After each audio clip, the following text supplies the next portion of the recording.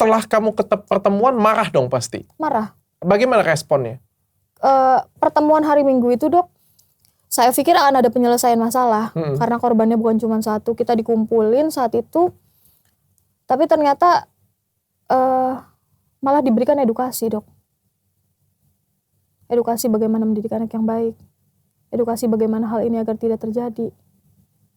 Maksud saya, ini udah kejadian Dok. Saat itu, saat emosi saya lagi di atas kepala, saya lagi gak butuh diedukasi gitu. Saya butuh bagaimana masalah ini selesai gitu. Awalnya saya bilang sama orang tuanya, saya memaafkan.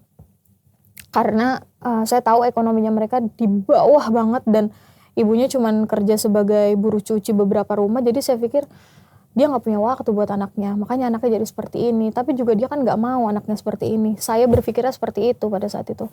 Tapi ternyata orang tuanya menganggapnya ini hal biasa. Hal biasa, bahkan korban yang pertama sempat dibilang sama ibunya pelaku, kamu jangan bilang mama kamu ya.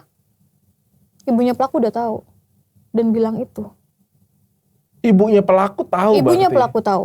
Dan dia bilang itu ke korban, kamu jangan bilang ibu kamu ya. Ini anak 8 tahun kan? Anak 8 tahun. Anak 8 tahun belum akil balik kan?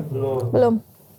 Kenapa ya? Kenapa dia bisa lakukan? Anak 8 tahun kan belum akil balik. Saat hari Kamis pertemuan di rumah ibu saya, ditanya. Dan dia dengan lancarnya menyebutkan nama-nama siapa aja yang berkaitan, siapa aja yang berhubungan sama dia. Dia ngaku? Dia ngaku semuanya Dok. Dia ngaku tanpa, saya nggak tahu itu bohong atau enggak ya. Pokoknya pengakuan dia. Kenapa dia melakukan itu? Karena dia penasaran, dia nonton. Di handphone temennya. Nonton film bokep? Iya.